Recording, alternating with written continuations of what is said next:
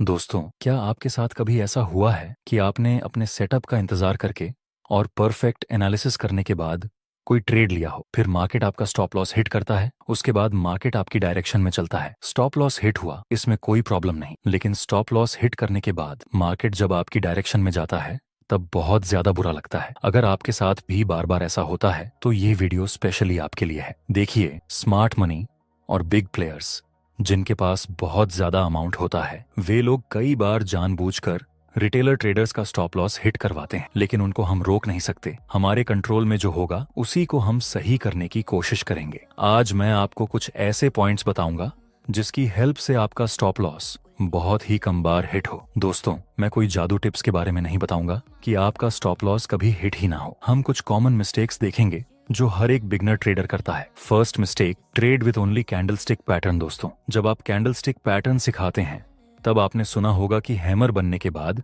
Market ऊपर जाता है और शूटिंग स्टार बनने के बाद मार्केट नीचे आता है। तो क्या यह सही है? ये बात 100% सही नहीं है। इसको एक एग्जाम्पल से समझते हैं। यहाँ पर मार्केट में एक प्रॉपर अपर ट्रेंड है, उसके बाद एक शूटिंग स्टार का निर्माण हुआ। अब जिन जिन बिगनर ट्रेडर्स ने अभी अभी कैंडलस्टिक पैटर्न के बारे में सीखा है, वे सब लोग यहाँ शूटिंग स्टार देखकर सेल में एंट्री करने लगेंगे और आगे मार्केट ये सभी बिगनर्स का स्टॉप लॉस हिट करने के बाद ऊपर चला जाता है। यहाँ बिगिनर ट्रेडर ने क्या गलती की? उसने सिर्फ शूटिंग स्टार को देखकर सेल में एंट्री कर ली। आप ही बताइए, क्या इस शूटिंग स्टार में उतनी ज्यादा पावर हो सकती है कि ये पूरे के पूरे ट्रेंड को रिवर्स कर दे? Answer is no. आपको हमेशा ट्रेंड के साथ चलना है और उसके साथ ही दूसरी कॉन्फर्मेशन चेक करनी है। दोस्तों, मेरा यकीन मानिए, जब आप ट्रेंड के साथ काम करेंगे तब आपका स्टॉप लॉस भी बहुत कम हिट होगा। दूसरी मिस्टेक जो हर एक बिगिनर ट्रेडर करता है, अब तक आपने सीख लिया कि आपको ट्रेंड के साथ कैंडलस्टिक पैटर्न को देखना है। इतना सीखने के बाद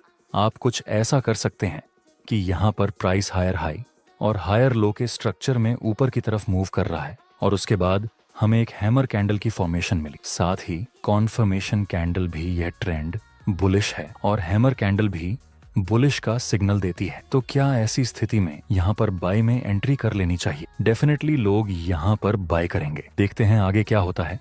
एक बार फिर से स्टॉप लॉस हिट हो गया। दोस्तों, यहाँ जिसका एसएल हिट हुआ होगा वो लोग कंफ्यूज्ड होंगे कि यहाँ तो मैंने सिर्फ कैंडलस्टिक के बेस पर ट्रेड नहीं लिया, यहाँ तो मैं ट्रेंड के साथ हूँ, और फिर बाद में मैंने हैमर और कॉन्फर्मेशन कैंडल में ट्रेड लिया। फिर भी एसएल होने की वजह क्या हो सकती है? देखिए, जिस जगह पर यह हैमर बना, क्या उसके आसपास कोई सपोर्ट था? Answer is no. क्या जिस जगह पर यह हैमर बना उस जगह पर कोई बुलिश ट्रेंड लाइन थी? Answer is no. तो फिर ऐसे हैमर हमारे कोई काम का नहीं है। जब भी आप कोई कैंडलस्टिक पैटर्न के ऊपर ट्रेड लें तो याद रखें कि वह कैंडलस्टिक पैटर्न किसी लोकेशन के आसपास बना हो। कोई बुलिश कैंडल किसी सपोर्ट के आसपास बनी होनी चाहिए और कोई बेरिश कैंडल किसी रेजिस्टेंस के आसपास बनी होनी चाहिए, तभी यह चीज बेहतर तरीके से आपको रिजल्ट देगी। कैंडल किसी लोकेशन पर बने, यह बहुत ही ज्यादा जरूरी है। इसका रीजन समझिए। मान लो आपने 1 करोड़ का बंगला बनाया शहर में और 1 करोड़ का दूसरा बंगला बनाया गांव। 5 साल बाद यह दोनों बंगले आप बेचना चाहते हैं, तो आपके हिसाब से किस बंगले की प्राइस ज्यादा मिलेगी? जाहिर सी बात है, शहर वाले बंगले में आपको 5 साल बाद ज्यादा प्राइस मिलेगी। हालांकि दोनों बंगले बनाने में आपको 1 करोड़ लगे हैं, फिर भी सिटी में आपको ज्यादा प्राइस मिलेगी। रीजन है इसका लोकेशन। इसी तरह कैंडलस्टिक का लोकेशन जरूरी है कि वह कैंडलस्टिक पैटर्न कहाँ बनती है। तीसरी मिस्टेक जिसको हम एग्जाम्पल से सीखेंगे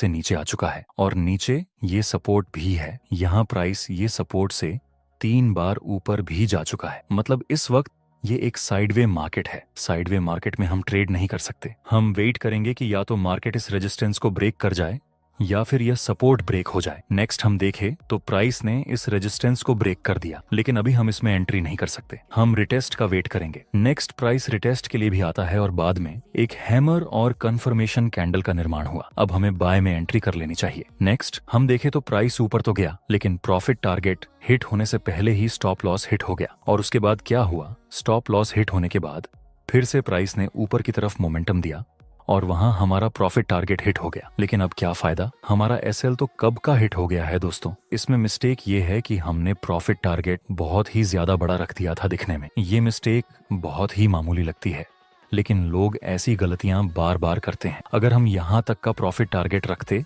तब भी हमें 1 से 3 का रिस्क रिवॉर्ड रेशियो मिल जाता है जो कि बहुत ही अच्छी बात है, या फिर हमें बड़ा टारगेट रखना भी होता तब भी हम एक साथ इतना बिग टारगेट नहीं रख सकते। पहला टारगेट हमें यहाँ पर रखना चाहिए था जहाँ हम 50% प्रॉफिट बुक करते और फिर आगे दूसरा टारगेट हिट होने का वेट करते। इस तरह से हमें यहाँ लॉस होता तब भी हमें पूरा लॉस ना होता। आपको भी इस तरह से स्मार्ट वर्क करना चाहिए। नेक्स्ट मिस्टेक देखते हैं जिसको भी हम एग्जाम्पल के साथ समझेंगे। यहाँ पर शुरुआत में प्राइस नीचे गिर रहा था, उसके बाद प्राइस धीरे धीरे ऊपर की डायरेक्शन में मूव करने लगता है। जहाँ से ये अपर साइड की मूवमेंट शुरू हुई वहां पर यह 3 ग्रीन रेड कैंडल बनी थी। तो ये ग्रीन कैंडल के पहले वाली कैंडल के हाई और लो को कनेक्ट करके हम एक डिमांड जोन बना सकते हैं। नेक्स्ट हम वेट करेंगे कि प्राइस फिर से इस डिमांड जोन के आसपास आए, तब हम बाय में एंट्री करेंगे। आगे हम देखें तो प्राइस धीरे धीरे इस डिमांड जोन के पास आता है और हैमर एंड कंफर्मेशन कैंडल का निर्माण हो चुका है। अब यहाँ पर हम बाय में एंट्री कर सकते हैं प्रॉफिट टारगेट के लिए। ये रेजिस्टेंस बेस्ड है जहाँ पर मार्केट ने पहले 3 बार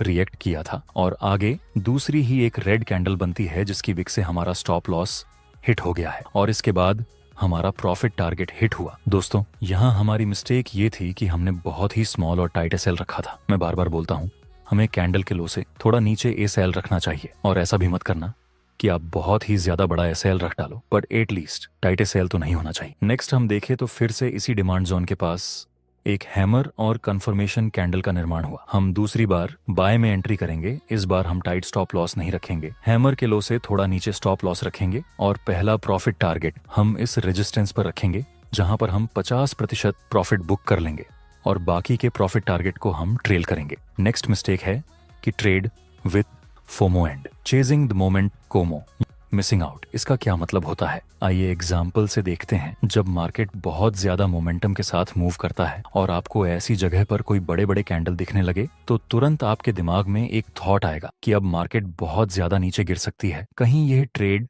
मिस ना हो जाए, इसलिए मैं यहाँ तुरंत एंट्री कर लेता हूँ। इसको बोलते हैं फोमो। जब आप फोमो के साथ ट्रेड करेंगे तब आपकी एंट्री सही नहीं होगी, एंट्री सही नहीं होगी तो स्टॉप लॉस भी सही नहीं रहेगा। इसलिए हमेशा वेट करें रिटेस्ट का, और मार्केट रिटेस्ट करने के लिए जरूर आता है। और वैसे भी शुरुआत में ये रेड कैंडल यहाँ तक नीचे गिर रही और बाद में एक बड़ी विक बनाकर ऊपर क्लोज हो गई। मतलब जिन जिन लोगों ने यहाँ सेल में एंट्री किया था वो लोग ऑलरेडी अपना प्रॉफिट बुक करने लगे हैं। तो फिर प्राइस में एक पुल बैक तो मिल सकता है, फिर प्राइस एक पुल बैक के साथ ऊपर जाता है और इस रेजिस्टेंस के पास एक बेरिश सिग्नल मिला। अब हम सेल में एंट्री कर सकते हैं स्टॉप लॉस कैंडल के हाई से थोड़ा सा ऊपर, और प्रॉफिट टारगेट के लिए हम इस कैंडल के लो का यूज करेंगे जहां बहुत ज्यादा वीक है। नेक्स्ट हम देखें तो कुछ ही समय में हमारा प्रॉफिट टारगेट कंप्लीट हो चुका है। और आखिरी मिस्टेक है कि साइकोलॉजिकल नंबर में एसएल रखना। साइकोलॉजिकल नंबर जैसे कि 500, 1000, 1500 सपोज की